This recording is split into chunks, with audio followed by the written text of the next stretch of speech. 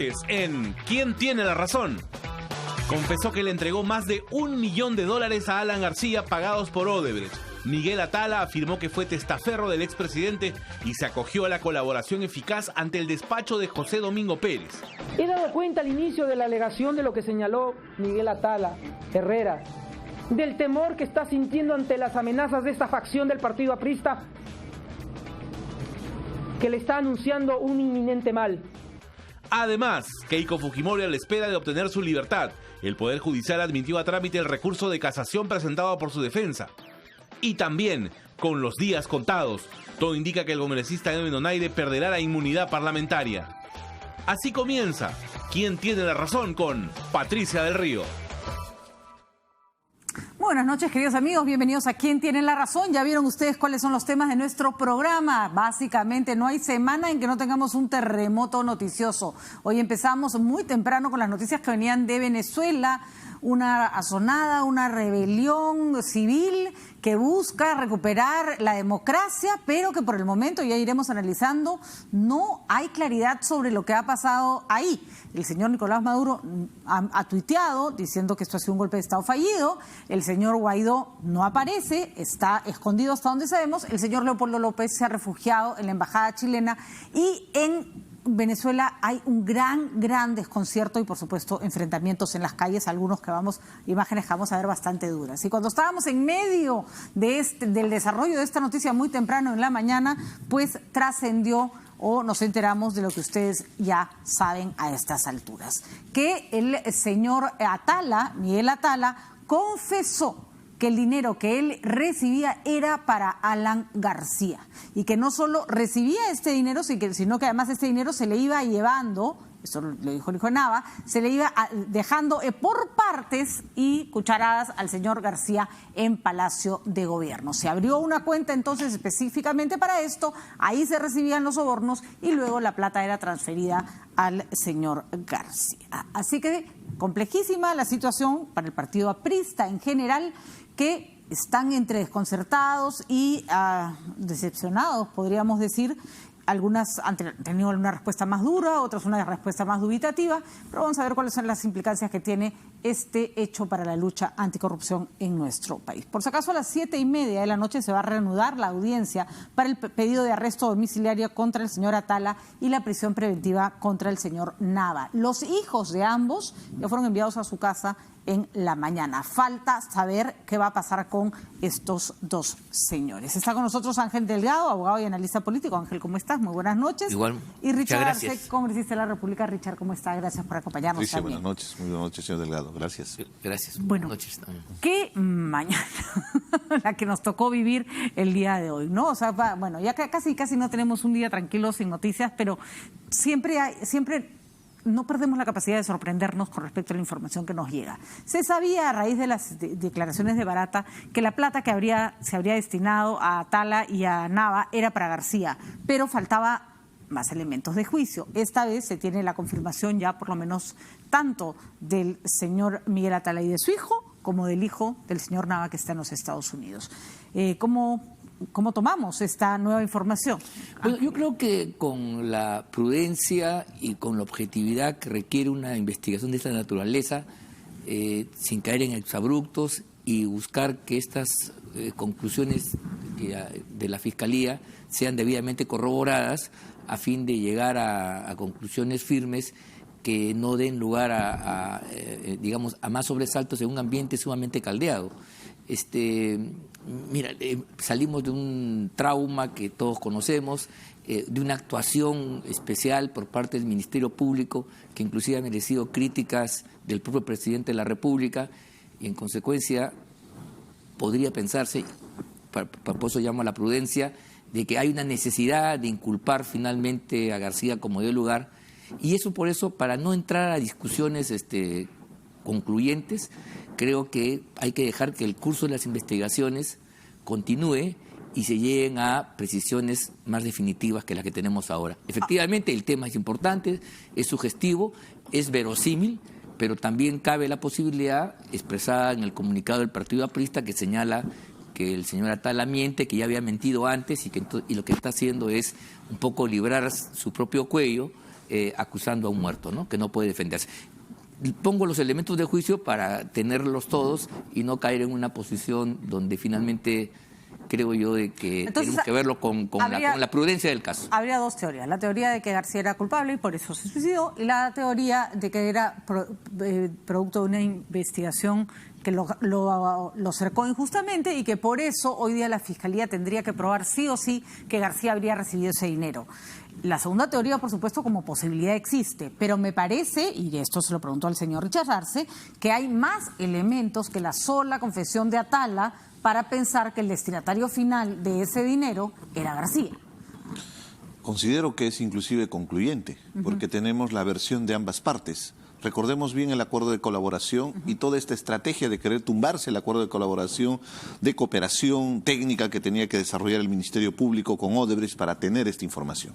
Se tuvo la versión de Barata, que ata cabos perfectamente con la información que ahora ha dado los colaboradores eficaces. Los presuntos testaferros ahora ya no serían tan presuntos testaferros, porque hay información de cómo se ha entregado el dinero.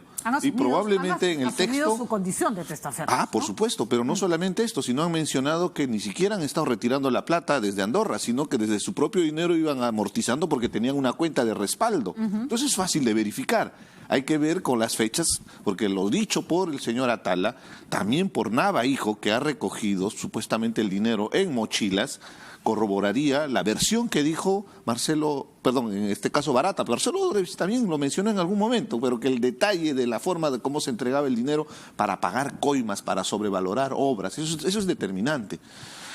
Fue a través de justamente estas personas que ahora están siendo involucradas. Y seguramente cuando van a seguir haciendo el desarrollo de la investigación, porque esto recién empieza. Lo concreto es que para, una vez más, vergüenza del país, tenemos involucrado a un presidente de la República, que sobrevaloraron obras a través de decretos de urgencia, que hicieron adendas a los contratos, y que al final, haciendo costos, en realidad fue una sobrevaloración de más de 100 millones en el caso del Metro de Lima. ¿Cuánto dinero en perjuicio del erario nacional? El día de hoy debemos estar en luto, el país, porque vemos por fin datos más concretos que involucran directamente y que incriminan al señor Alan García. Y hay que reconocer que la Fiscalía ha estado haciendo un trabajo más amplio. Ha estado en Andorra, donde estaban estas cuentas, ha estado en Miami, donde se encuentra el hijo del señor Nava, que por cierto, con sus declaraciones está además implicando a su padre. No es solo a Alan García, está implicando a su padre. Y también está la declaración de Barata, efectivamente, y tenemos entendido que hay información que se puede cruzar, las fechas en que entraban y salían de Palacio de Gobierno, los encuentros que se registraban o no se registraban. Y bueno, y hay un argumento que ha usado la Fiscalía, Ángel, que no sé si te parece importante o te parece relevante, y es: yo no puedo coimear a quien no tiene capacidad de decisión. Y Nava no tenía capacidad de decisión. Y tampoco Atala, eso también hay que hacer la precisión. Y un dato muy no eran concreto. Ministros, no eran funcionarios que manejaran expedientes, no formaban parte de juntas calificadoras, no eran árbitros, no eran nada. Y un dato muy importante que hay que tomar en cuenta respecto a la conferencia de prensa que hace el Partido Aprista. Ellos hablan de colaboración eficaz, no. El señor Atala Padres está acogiéndose a la confesión sincera, o sea, que significa culpable, que reconoce su delito. Entonces, al reconocer el delito, para atenuar su pena, él está dando información en la estructura de la tesis de una organización criminal. Y discúlpame, Patricia, en eso sí voy a ser muy duro, que un partido político llegue al gobierno y reciba coimas, tiene que tener la condena de todo un país. Tenemos que cambiar esta forma de manejar el país, que podría ser hasta histórico, porque la corrupción, según los anales de la historia, se habla que viene de desde los primeros presidentes de la República, pero acá hay cuestiones concretas. En el primer gobierno de Alan García hubo serias denuncias, recuerdo muy bien el caso de Siraúsa. En el segundo gobierno, aparte de otras denuncias que todo el mundo conoce, en el segundo gobierno hubo el tema de los narcoindultos, y ahí hubo una persona que se inmoló para asumir la responsabilidad de los narcoindultos que liberaron a narcotraficantes. Entonces, empezamos a ver... Vamos a ver un ratito, Richard, las declaraciones que ha habido el día de hoy, tanto de los abogados, del fiscal José Domingo Pérez, y también la respuesta del Partido Aprista, porque en medio de todo este laberinto hay una acusación muy grave. El señor Atala teme por su vida. Vamos a ver qué es lo que ha pasado el día de hoy. El secretario de Palacio de Gobierno, señor Luis Nava Guiber, me dice si yo podría ser apoderado de una empresa offshore en Andorra y su respectiva cuenta para recibir el dinero. Posteriormente me visita el señor Jorge Barata, que era el director de Odebrecht. Entiendo que fue de parte de Luis Nava Guiber y me confirmó lo relativo a la proposición de Luis Nava Guiber. En el año 2010, en el segundo semestre, me llamó a mi teléfono celular el expresidente Alan García Pérez y me dijo que lo vaya a visitar a Palacio de Gobierno.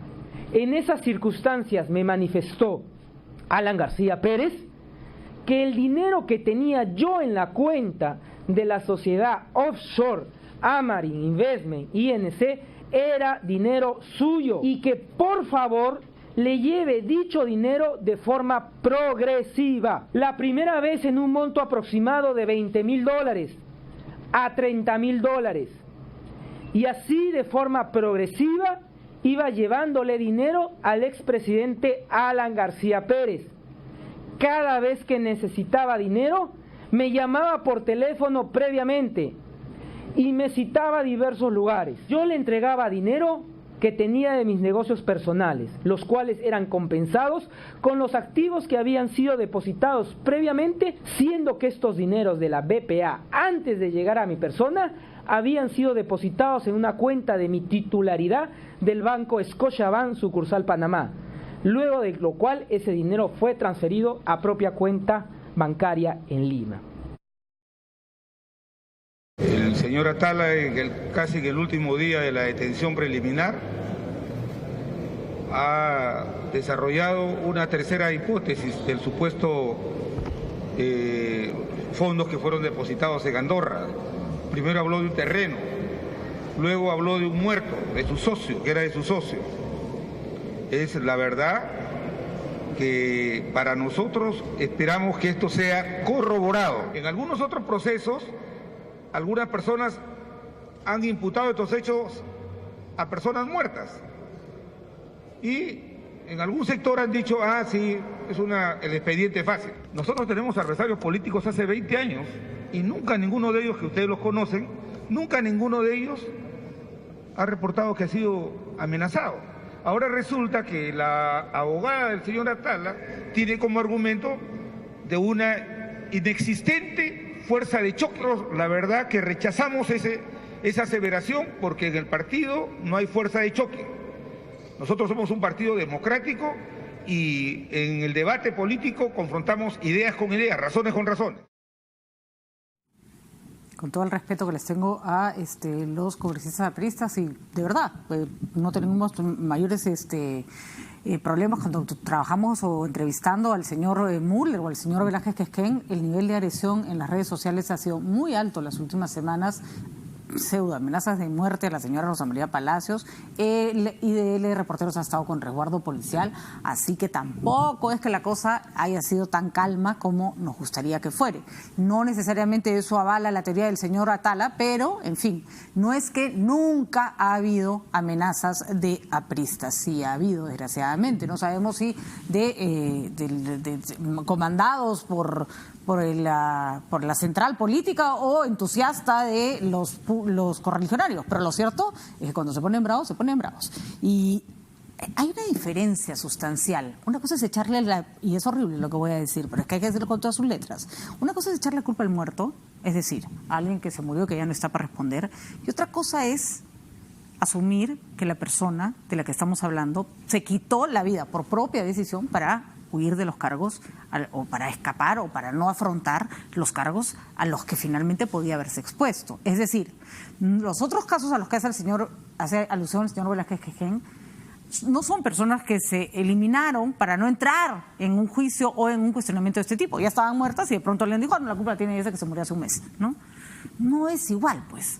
Porque la muerte del señor García no es ajena a este hecho. Está estrechamente vinculada por una o por otra causa. Ya sea porque era inocente y estaba harto de que lo persiguieran, o ya sea porque era culpable y quería escapar. Así es. Pero lo cierto es que no es que se le está echando la culpa al muerto, es que desgraciadamente la muerte de García forma parte de todo este entramado, ¿no? Sí, y por eso mismo yo creo que no hay forma de que García muerto no sea parte de esta situación, de esta discusión, ¿no? Sin duda, y efectivamente es un curso de investigación muy grave, muy importante, y hay que verlo así. Y por eso mismo creo que es menester que se produzcan algunas cuestiones que me parecen fundamentales para llegar a una conclusión. Por ejemplo, erradicar definitivamente la teoría, la idea de que el señor Atala, en este caso, no está buscando una forma de liberarse él mismo, por ejemplo. Eso hay que estar convencido y eso tiene que verificarse en el curso de la investigación. Y dos, eliminar estos elementos de tensión, de pasión política que lleva pues a tener versiones distintas, y para algún grupo de personas esto no es sino una maniobra más de la Fiscalía, que además ya ha dado algunos elementos de juicio en ese sentido para tener un interés adicional más allá de la búsqueda de la justicia. A ver, no entendí. No, lo que yo quiero decir, decir que yo en este escenario donde aquí se ha politizado la administración de justicia y donde hay esto que se llama la criminalización de la política, yo no pongo la mano al fuego, no creo al 100% en estas investiduras de los señores fiscales, con el respeto del caso. Creo que eso hay que verlo. Han tenido también excesos múltiples y eso hay que verificarlo en un contexto de mayor prudencia. Por eso yo digo, en el caso particular, que siga la investigación, que se verifiquen las cosas que tú dices y que, por mi parte, yo no voy a sacar conclusiones apresuradas. No quiero necesariamente llegar a lo que concluye aquí el congresista, que me parece legítimo, pero por mi parte yo espero que las cosas tomen otro curso y veremos qué sucede en las próximas semanas, en los próximos días de la investigación. Ahora, teniendo dudas razonables, creo que no sé si es válido, y Richard tiene una postura mucho más radical al respecto, con respecto a los mismos hechos, hay dos miradas distintas, pero ¿podemos acusar a los fiscales de estar armando algo? De ninguna manera, Patricia, al contrario. O sea, puede ser que no diga la verdad el señor Atala, bueno, puede ser, ¿cómo no? Eso siempre es una posibilidad de que alguien mienta para salvarse, pero que mienta con anuencia de la Fiscalía. No solamente se les ha insinuado que estén complotando los fiscales, sino que inclusive se les ha acusado del suicidio de Alan García. Ayer en la Comisión de Defensa, el presidente de la Comisión, el señor del Castillo, está convocando a los ministros, a los del Ministro del Interior, a los responsables de la Policía Nacional, al jefe de la DIVIAC, para generar todo un show mediático respecto al suicidio del señor Alan García. En un momento la congresista Alcorta, y está registrado, ella ha mencionado asesinato. O sea, ¿a qué nivel estamos llegando? Y lo otro, que es realmente grave, y en eso sí es importante en esta lucha contra la impunidad, hay que hacer un reconocimiento público a estos fiscales valientes, porque gracias a su trabajo, a su investigación, podemos conocer la verdad. Muchos se cuestionaba y se decía que vamos a perder millones. Hace una semana han pagado más de 400 millones de soles en impuestos que probablemente la empresa Odebrecht no hubiera pagado si simplemente se retiraba del país.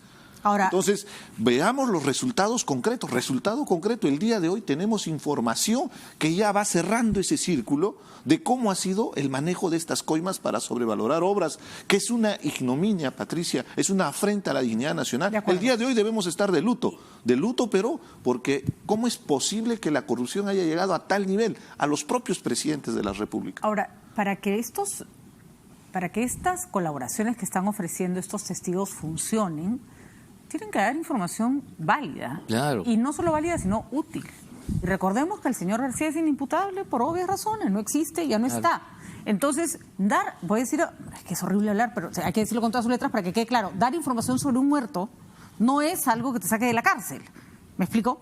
No te saca de la cárcel, porque desgraciadamente para que tú puedas recibir un beneficio tienes que dar algo a cambio que sea útil a la sociedad.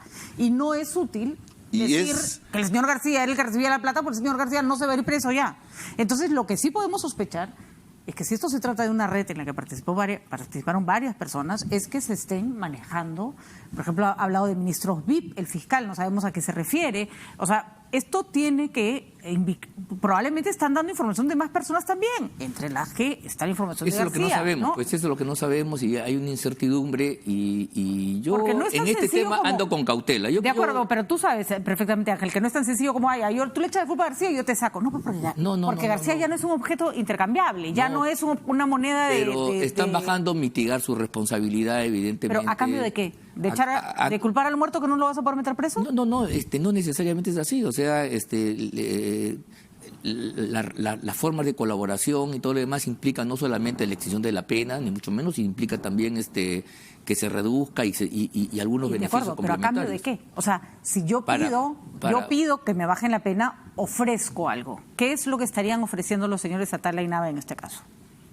Ellos están dando una información que es relevante para la investigación que se está llevando a cabo y a cambio deben haber llegado a algún tipo de negociación y beneficios. Pero no es relevante cuando la única información que consiguen tiene que ver con una persona que ya falleció. Sí, pues, pero no... O sea, ningún juez te avala ahí viene la otra dimensión. Es que, mira, aquí estamos jugando en un escenario político más grande.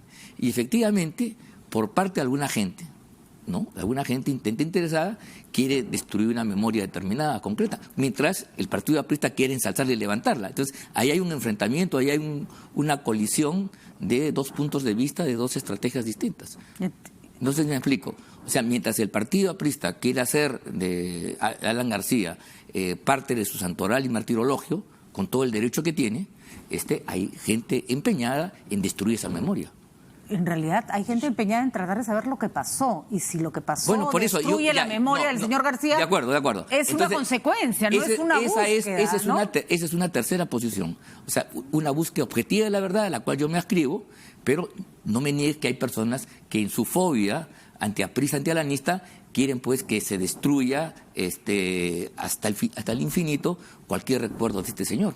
Y eso también, pero eso existe en el clima polarizado del país. Por supuesto que tenemos mucha de esa gente, Ángel, que se ha alegrado con la muerte. Ahí están las redes sociales. Yo he sido de las primeras en criticarlo. Correcto, pero estamos en una búsqueda de verdad. Entonces, si la búsqueda de la verdad es el camino, hagámoslo con la prudencia, objetividad y templanza que requiere la tarea. De acuerdo, y velemos porque la Fiscalía lo esté haciendo. Y que se descarte todos los otros elementos que tienden a la confusión y a oscurecer el problema. No mitiguemos, tampoco desvaloricemos un trabajo que está teniendo frutos. Y yo repito, yo creo particularmente, y eso es una sospecha que la iremos viendo, o es una teoría, que hay algo más que estos señores están dando. Okay. Porque tú no solo vas a entregar en bandeja la cabeza de un muerto, porque a la Fiscalía no le sirve. A esa persona ya no la pueden meter presa, ¿no? Patricia, yo recuerdo bien que el día que sucedió el hecho del suicidio de Alan García, estuvimos en el set de RPP y estuvimos compartiendo, me invitaron para hablar el tema de las bambas y fuimos muy respetuosos justamente por una situación de una decisión personal de un suicidio y hemos tratado de mantenernos silentes durante estos días a pesar de todo lo que sucedió. Ayer en la Comisión de Defensa yo justamente les exponía, ¿quieren volver a exponer la situación del suicidio del señor Alan García? Son ustedes que no están respetando ni siquiera la memoria de su propio compañero. Pero yo creo que hay algo mucho más grave, porque los que sí sabían que el señor García había tomado esta decisión y que la quería llevar adelante eran sus correligionarios, sus amigos y su familia. Y no hicieron nada, discúlpeme yo no voy a juzgar, porque cuando una persona cercana decide tomar una decisión así, normalmente uno no sabe qué hacer, pero si la culpa no la tiene la familia, que yo no me atrevería a echársela, ni los amigos, mucho menos la tiene la policía. O sea, esa era una... Totalmente de acuerdo. O sea, eso si alguien lo podría haber evitado, que yo creo que no, yo creo que las personas que deciden suicidarse se van a suicidar de todas maneras. Es probable, sí, eran claro. los que estaban más cerca, ¿no? O sea, cuando yo escuchaba al señor Castillo decir, ¿por qué no fueron con una ambulancia?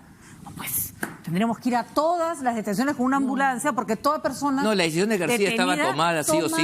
Y aunque el fiscal se hubiera tirado por las escaleras, el señor García se hubiera... Aunque hubiera venido con la cinta, eso es irrelevante. Pero por eso, puede haber sido mejor la diligencia o no, tener algunas irregularidades, pero yo creo que no niega el hecho macizo de la violación de García. García había decidido suicidarse. Exacto, yo creo que debe haber una investigación interna para ver qué cosa salió mal en términos de protocolo, pero de ahí a decir no cambiaba la historia. No cambiaba la historia. Por eso, Patricia, es importante diferenciar... Yo creo que se están equivocando, los apristas se están equivocando de una manera grosera, porque yo sigo insistiendo que con el señor García culpable y sabiendo lo que ha robado, su muerte sigue siendo una tragedia.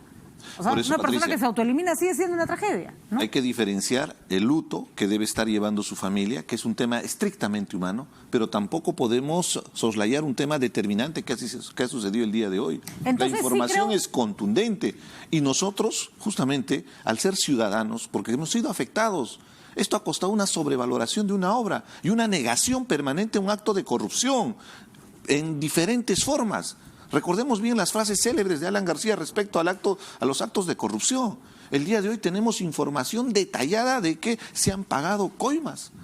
Te repito, esto es una ignominia terrible a nuestra sociedad y eso no podemos quedarnos callados. Tenemos que mostrar ese respaldo al trabajo que viene desarrollando jurisdiccionalmente el Ministerio Público, pero no permitamos que se siga generando esta corriente de opinión que pretende mitificar la imagen de Alan García. En esta circunstancia, más bien, los apristas el día de hoy tenían la gran oportunidad de deslindar la responsabilidad y lo que están haciendo es terminar de hundir al partido, que tendrá que asumir sus consecuencias políticas, pero es responsabilidad estrictamente del partido aprista y sus dirigentes en esta circunstancia. Que los apristas quieran y terminen ellos para sí mismos mitificando a Alan García es algo que no vamos a poder evitar. Que haya quienes quieran saltar sobre su tumba es algo que no vamos a poder evitar. Exactamente. Lo único que podemos pedir es que la Fiscalía y el Estado actúen en búsqueda de la verdad. Y si la verdad destruye la memoria de alguien, bueno, ¿qué vamos a hacer? Claro. Y si la verdad lo vuelve héroe, bueno, pues bienvenido, claro. ¿No? O sea, lo que no podemos hacer es dejarnos arrastrar, o sea, dejar de hacer nuestro trabajo todos por una u por otra pasión. Por el clima pasional. Así es. Los periodistas tenemos que decir lo que hay que decir, el fiscal tiene que hacer lo que hay que hacer, el policía tiene que hacer la diligencia que tiene que hacer. ¿No? Pero hay que mostrar nuestra indignación frente a la corrupción. Por supuesto. Y todo este ambiente de impunidad, desde el propio Congreso de la República que lo hemos vivido, y de sectores que han pretendido justamente blindar todos estos actos de corrupción. Porque Alan García o no Alan García, ahí ha corrido un montón de plata entre el señor Nava y el señor Atala, que salía de Odebrecht, ¿no? Y no era gratuito. Yo estoy casi segura, ellos no tenían ninguna capacidad de tomar decisiones. Pero eso nomás, aunque no estuviera García en el mapa, ya es indignante. Vamos al siguiente tema que, para indignarnos completo, y es que se aprobó finalmente a levantar la inmunidad parlamentaria de Edwin Donaire. Esto se aprobó en la comisión que preside la señora Luciana León y tiene que pasar, por supuesto, al Pleno del Congreso. Pero escuchemos cuáles fueron las conclusiones a las que llegaron la comisión pertinente. Ahora lo que corresponde es aprobarlo en el Pleno, va a ser el día jueves o de lo contrario el día viernes, pero yo creo que el jueves, habiéndose cumplido ya los 2 días, se va a poder ver y aprobar en el Pleno para que corresponda lo que ha determinado el Poder Judicial. Nosotros aquí lo que vemos únicamente es la procedencia o no de los temas del levantamiento de inmunidad parlamentaria. No vemos los temas de fondo respecto del proceso en sí o las razones por las cuales él estaba en este juicio. Nosotros más bien lo único que hacemos es, vista la sentencia firme, pues la procedencia del levantamiento de la inmunidad. Muy bien, como decía Ángel Delgado, esto ya es un mero trámite. Sí, porque, miren, se ha producido una sentencia que ha sido ratificada, entonces adquiere adquiere autoría de cosa juzgada, es una sentencia firme y por lo tanto, cuando habla el Poder Judicial en última instancia, el parlamentario, por más inmunidad que tenga, esta se la levanta para ya ser sometido a lo decidido por la justicia. Pero esto es un comentario que me lleva un poco a aclarar un poco un debate que yo lo escuchaba en los medios y también en el Congreso sobre si se blindaba o no. El reglamento del Congreso de la República, que es ley de la República, establece que para producirse este tipo de pronunciamiento dentro de fuero, ¿no?, debe haber una sentencia firme, final, última, que haya tenido autoridad de cosa juzgada. Y la primera sentencia no cumplía con esa condición, porque podía darse el caso que, adelantándose el Congreso, pudiera haberlo desaforado y en esta apelación el señor Donaire hubiera quedado absuelto. Entonces hubiera sido una cosa de desdoro para el Congreso, una cosa absurda. Por eso yo creo que se ha cumplido el trámite, la sentencia de primera instancia ha sido ratificada, ha adquirido la calidad de firme, de cosa juzgada, y por lo tanto procede, como dije, como un trámite que ya se opere el correspondiente desafuero para que el señor Donaire vaya a cumplir lo establecido por el mandato judicial. Había voces en el Congreso que consideraban que esperar esta segunda sentencia era una exageración, que ya con la primera daba... No puedes, ahí viene el debate y aprovecho para decirlo porque yo creo que el otro está clarísimo, ¿no? Ahí hay dos posiciones que sí se blindan, no, pero hay que esperar, pues hay que esperar. ¿Qué cosa sucedía? A ver si ahora la sala La Corte Suprema decía, no, señor, Pero si él no hubiera sido congresista, inocente. hubiera pasado lo que pasa, pues, que te meten preso, la segunda sala dice bueno, no pero, y te pero ahí sacan. estaba de por medio lo que dice el artículo correspondiente del reglamento del Congreso, que debe haber una sentencia firme, y no la había. Entonces, eso es lo que a mí me lleva a decir de que ahora es oportuno y antes no lo fue. Esa es una opinión, pero no es la opinión de todos. Pero por los supuesto. especialistas tampoco. Sí, sería bueno Sin embargo, explicarle ahora sí no hay, que explicarle a la población que no hay duda de nada. Sí, por supuesto. Es importante explicarle a la población estos procedimientos parlamentarios para que se pueda entender, porque estamos investidos por la inmunidad parlamentaria. Y parto de esa premisa que la inmunidad no puede ser impunidad. Nosotros tenemos la responsabilidad de asumir la consecuencia de nuestros actos. En el caso particular del general Donaire, él fue procesado con el antiguo Código Penal, donde había esta primera instancia que al final figuraba como segunda instancia.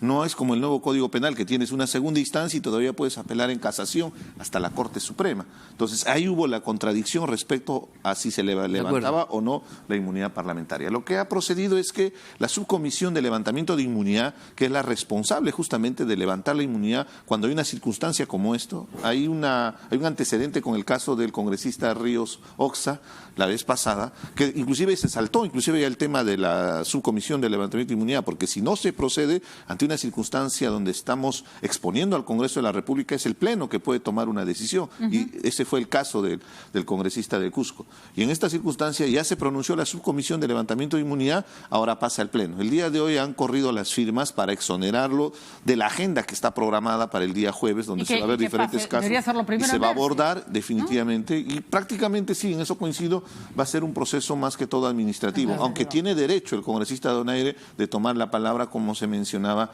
de hasta 60 minutos para argumentar su posición dentro de del respeto a sus derechos que él va a tener que arguir. Lo importante en este caso es que el Congreso tiene que dar las facilidades al Poder Judicial, allanarse en este tipo de procedimientos, porque no es el único caso.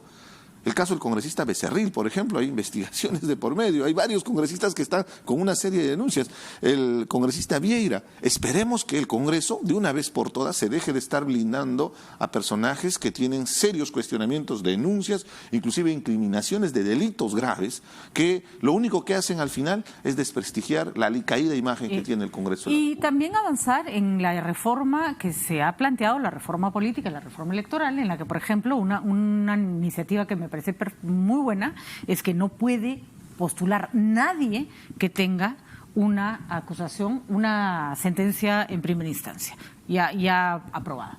No, pues no puedes ser congresista si ya tienes una sentencia en primera instancia, como fue lo que le pasó al congresista Ríos. Inocencia, y si le hicieron una denuncia maliciosa. Estamos hablando de sentencia. No, claro, de sentencia en primera instancia. Bueno, una sentencia no es firme, siempre se puede revisar. Eso dice la Constitución. Una de las garantías de la medida judicial es la revisión de la decisión judicial. Pero de violentar eso.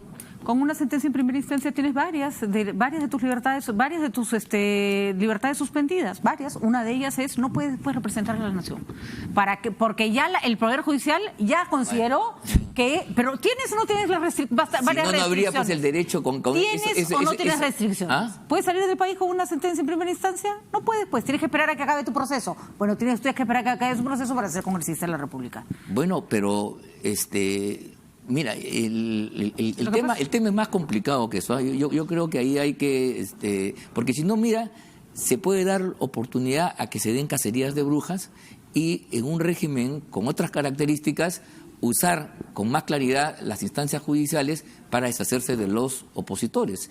Y yo creo que eso tiene que ser visto con mucha...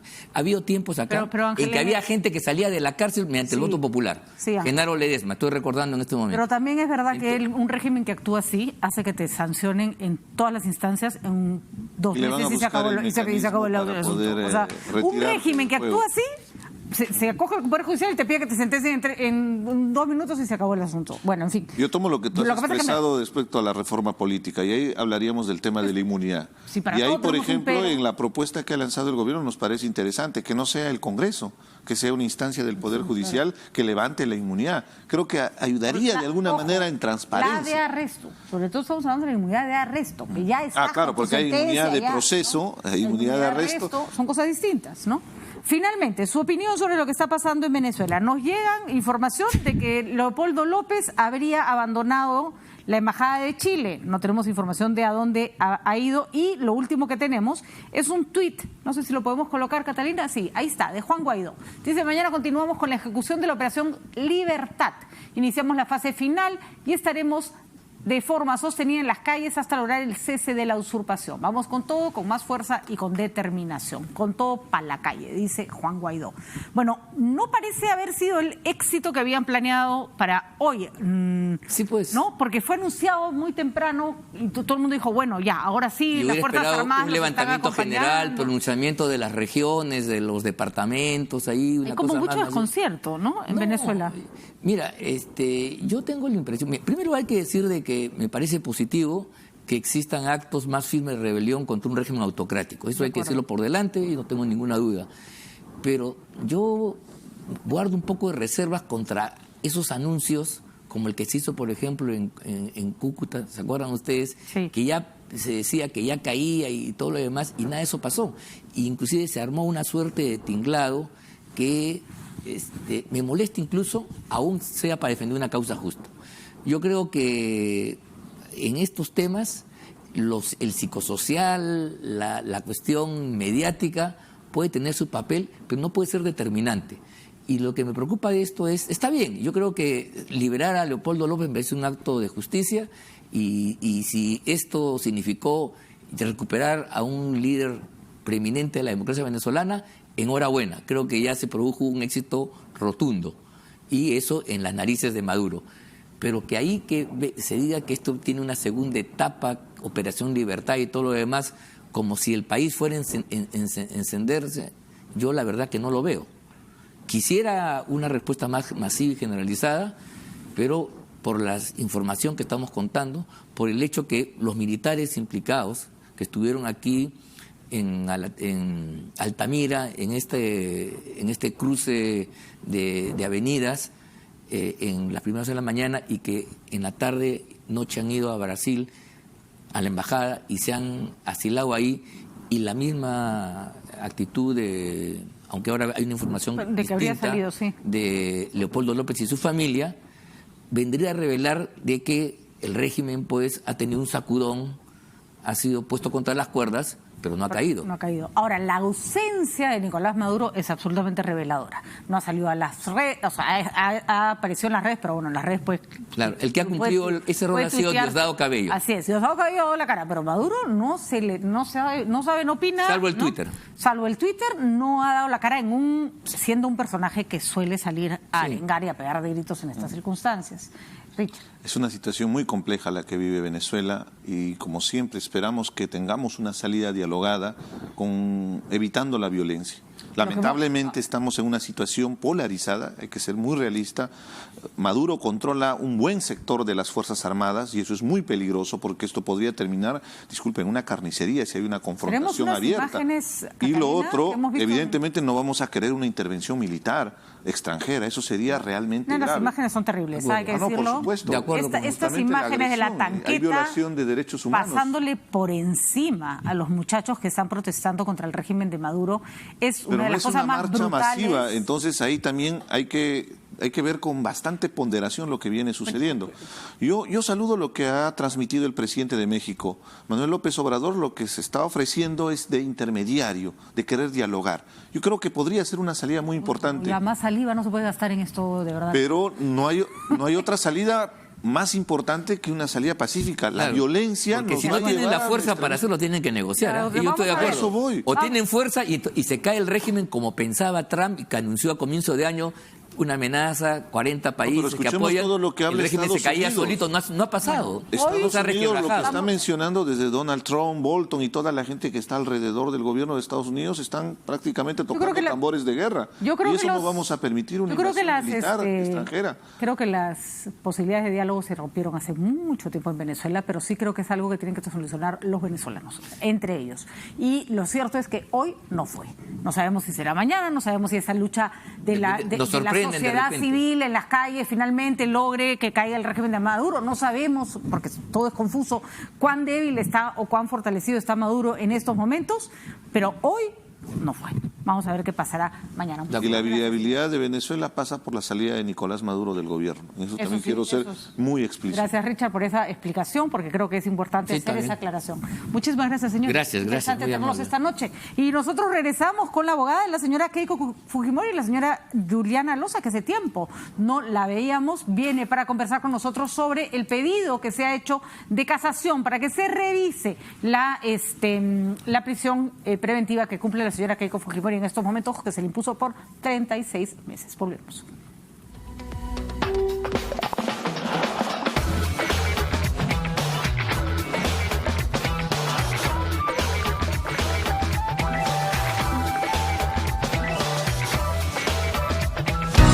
Otro año, lleno de retos y trabajo.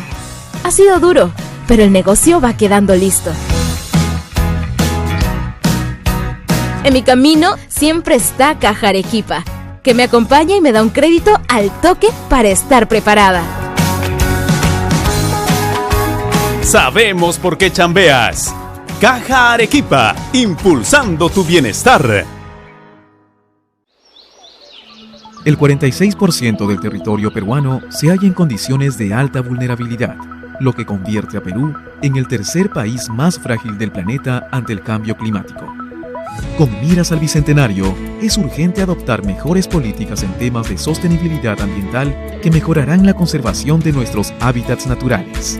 RPP presenta el segundo Foro Integración al Bicentenario, porque convertir al Perú en un país sostenible es tarea de todos los peruanos. Segundo Foro Integración al Bicentenario, organizado por RPP, con el compromiso de Movistar. La pareja latina del momento llega a Lima. Anuel AA y Karol G. Culpables Tour. Jueves 2 de mayo, Jockey Club. Entradas a la venta en Teleticket de Won y Metro. Descuentos con tarjetas Interbank. Una noche con todos sus éxitos. Anuel AA y Karol G. Culpables Tour.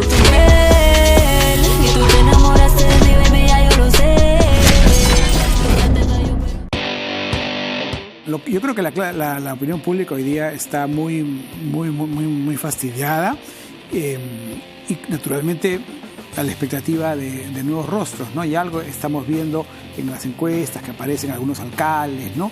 Que son que no han hecho tampoco tanto mérito, pero son vistos como algo finalmente nuevo, ¿no? Despiertan una esperanza. ¿Ha ido a visitar a Pedro Pablo Kuczynski o no? Sí, pero él está en UCI, no está recibiendo. Pero anoche, por ha ejemplo, tomado conocimiento de cómo está. Sí, claro, estamos al tanto de todo. ¿No se han olvidado de él? No. En particular, si la pregunta es directa para mí, no. Y si usted me pregunta a mí, dice, yo no me he olvidado. La pregunta es directa. Claro, yo no me he olvidado del presidente Kuczynski. No. ¿Hay algunos que se han olvidado de él? Yo creo que sí.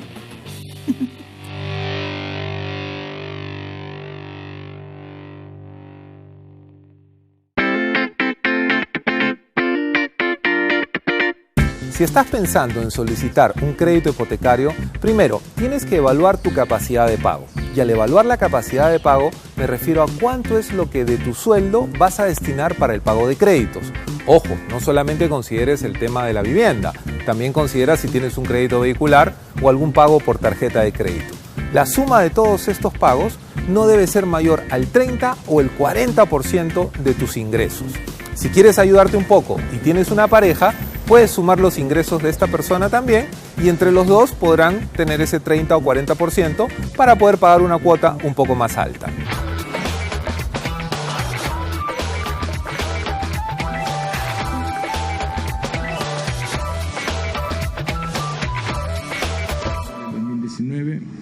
Autos vistos cedidos.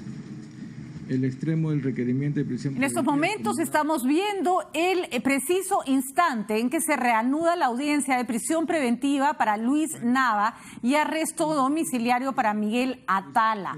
Esos son los pedidos que ha hecho el fiscal Pérez y en este momento el juez, después de haber evaluado la situación, va a dictar su decisión. Estamos escuchando al juez Juan Sánchez Balbuena, que es el que tiene a su cargo esta decisión.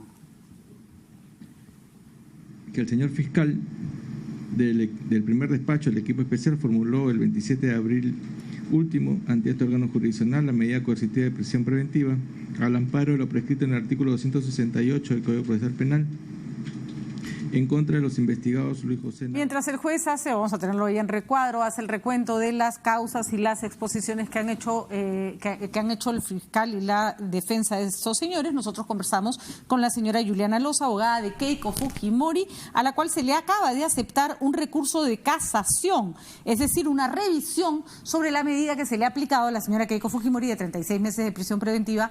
Básicamente el juez usó como argumento el hecho de que había peligro de obstrucción a la justicia. Señora Loza, ¿cómo está? Muy buenas noches, gracias por acompañarnos. Patricia, gracias a ti por la invitación.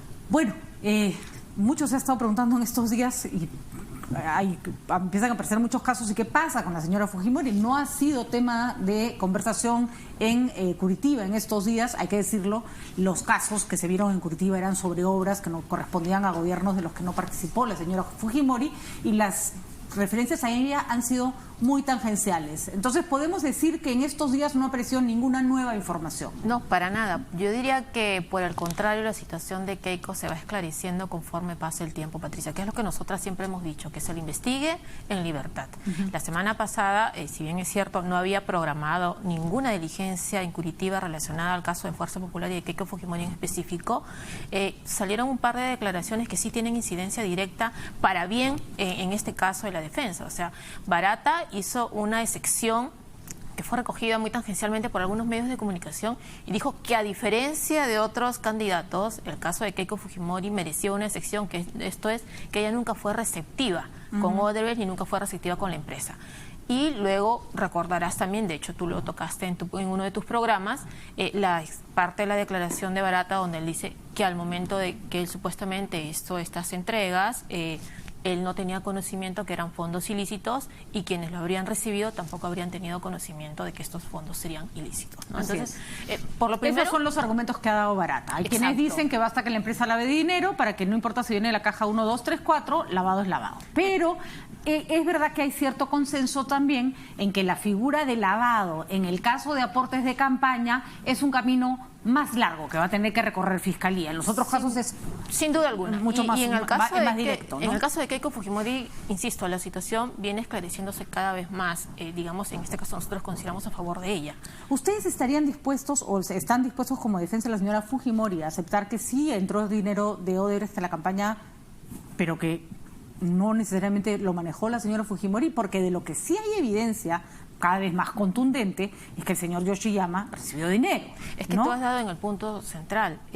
Keiko Fujimori no manejaba ni tenía conocimiento de nada de esto. De hecho, hay una declaración en medios de comunicación del señor Yoshiyama inicialmente, cuando se refiere a un supuesto aporte que él habría recibido, donde él es específico en decir que Keiko desconocía totalmente de esto. Lo que pasa es que no, lo que hace complicada la situación de Keiko Fujimori no es el hecho de la recepción del dinero por parte del señor Yoshiyama, que creo que hasta ahí estaba comprometida, pero no a un nivel muy alto, sino al hecho de que en el partido haya habido, de acuerdo con la teoría de la Fiscalía, todo un sistema, ¿no es cierto?, de partición de este dinero en pedacitos, del pitufeo, pero muy bien ordenado, hay que decirlo, y que eso para él configuraba, para el fiscal configuraba un acto de una red, ¿no? Hecha para pitufear un dinero de origen negro. Pero ¿no? Nuevamente, es la tesis de la Fiscalía, y recuerda que la declaración tanto del señor Jorge Yoshiyama como del señor Jaime Yoshiyama son claros en establecer el conocimiento que ha quedado dentro de ellos. Y o sea, va a tener que entonces separarse lo que fue para que la tesis que usted defiende, la señora Fujimori, para que prospere, va a tener que poder usted probar que eso pudo haber ocurrido con muchísima eficiencia en el partido, porque la señora Keiko no estaba tras esas operaciones. Y más allá de eso, será la Fiscalía que me tenga que probar lo contrario, si es que esa es su tesis. Al día de hoy cada vez está más débil. O sea, Keiko cada vez está más alejada de un acto de lavado de activos. Ahora, no estamos en este momento discutiendo en el Poder Judicial la inocencia o la culpabilidad de la señora Fujimori, sino el hecho de que tiene o no tiene que estar 36 meses presa mientras este caso se ve. ¿Qué cosas se hace en un recurso de casación? El recurso de casación es un recurso muy técnico, netamente jurídico. No entramos a un tema de análisis ni valoración de la prueba. De hecho, los puntos por los cuales nosotros planteamos la casación tenían que ver con puntos específicos como afectación a la garantía de la debida motivación de las resoluciones judiciales, a la afectación o incumplimiento, en este caso, de las normas procesales, vale decir que los presupuestos para que se puedan considerar como válida la existencia del peligro de obstrucción de la justicia no se daban en el caso de Keiko Fujimori. O sea, Pati, Keiko está detenida injustamente 36 meses solo por el dicho de un testigo protegido. Un testigo protegido que supuestamente ha dicho que Keiko tendría conocimiento del pitufeo y tendría conocimiento supuestamente de actos de obstrucción en San Martín. Lo que más daño le ha hecho, doctora Loza, es lo que han considerado obstrucción a la justicia. Y ahí hay que confesar que todo el aparato fujimorista le complicó la vida a la defensa, le complicó la vida a la señora Fujimori, hubo toda una reacción en afán o en aras de defender a la lideresa del partido que en realidad terminó siendo contraproducente para la causa que usted defiende. Sin duda, en su momento, de hecho, formó parte de la imputación de la Fiscalía, formó parte de la resolución que dictó el magistrado Concepción Carguancho en primera instancia cuando le impuso los 36 meses, pero la sala revirtió ese pronunciamiento. De hecho, la sala consideró que ni el chat de la botica, recuerdas tú, ni los votos que habían dado los congresistas en algunos pronunciamientos, ni las actitudes de los congresistas merecían reproche penal y no debieran de ser considerados como actos de obstrucción, mucho menos, y nada, de hecho, alejó el tema relacionado a los audios, de los supuestos cuello blanco, nada de eso hoy en día es factor de obstrucción para Keiko. De acuerdo, pero sí el hecho de intentar interferir con la declaración de determinados testigos, de intentar manipular sus declaraciones. Solo ¿no? En base, mira, Pati, en base a la declaración del testigo protegido número 3, que dice que Keiko Fujimori no que haya tenido participación, sino que tendría conocimiento que habrían existido estos actos en la región San Martín. Pero incluso de que les ponían abogados que les decían, o sea, te pongo un abogado para que te defienda, pero en realidad el abogado lo que quiere es proteger a los demás. Y ¿no? ninguno de ellos menciona a Keiko. Al único que mencionan es el supuesto testigo protegido número 3. Todos esos son los elementos que se van a ver en casación. Son 3 testigos que supuestamente corroborarían lo del testigo protegido número 3, pero no corroboran absolutamente nada. Ninguno menciona a Keiko, ninguno recuerda a Keiko. Es más, ni la Fiscalía siquiera le pregunta por Keiko. Lo que pasa es que, el hecho de la obstrucción a la justicia no tiene por qué mencionar a Keiko. Puede ser que toda su estrategia de defensa esté ligada al hecho de direccionar testigos, de ocultar testigos, de hacer que gente no diga lo que quiere decir, pero de nada disfrazar de de asesoría. De acuerdo, pero la Fiscalía ha interpretado que eso habría y por eso es que el juez le ha dado la razón. O sea, no solo la Fiscalía, sino tenemos un juez que dijo, 36 meses de prisión preventiva. La pregunta es, ¿usted en qué parte cree que todo esto es flojo o esto no funciona para que el recurso de casación le sea otorgado a su favor? En 2 puntos centrales. En la motivación. Nula motivación respecto, en el caso de la resolución de la sala, porque la casación va contra la resolución de la sala que confirmó la prisión preventiva, relacionada a la supuesta corroboración del dicho del testigo protegido número 3. No hay corroboración alguna, no hay dicho.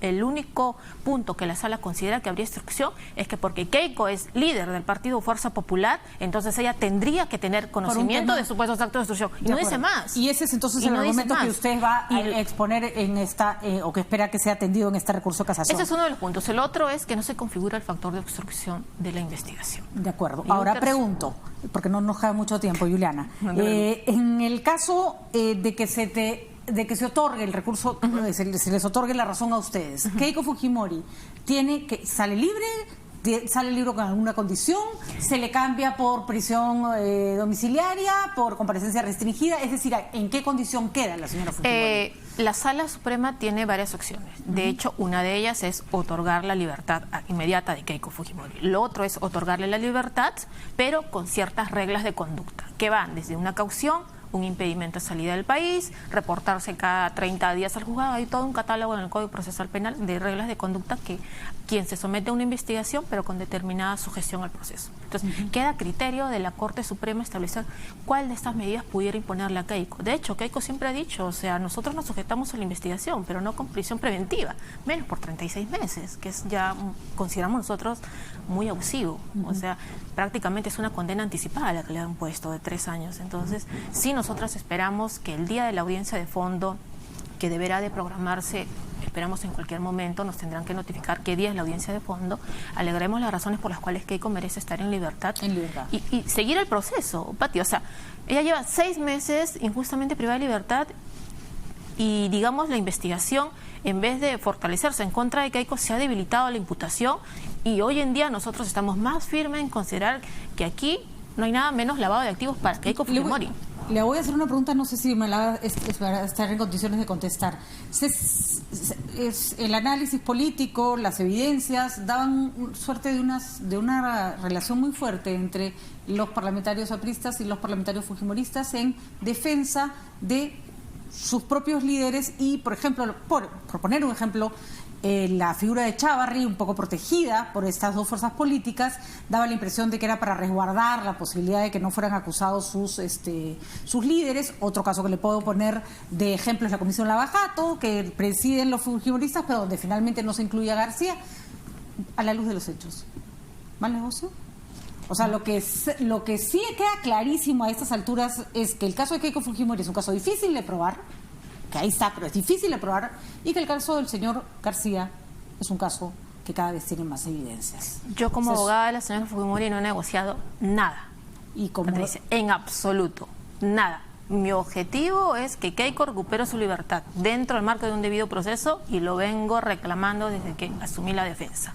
Y no voy a detenerme hasta, en verdad, que se haga justicia en el caso de Keiko. Y última pregunta, Juliana, con respecto a las evidencias que salen contra el señor García, ¿le parecen sólidas?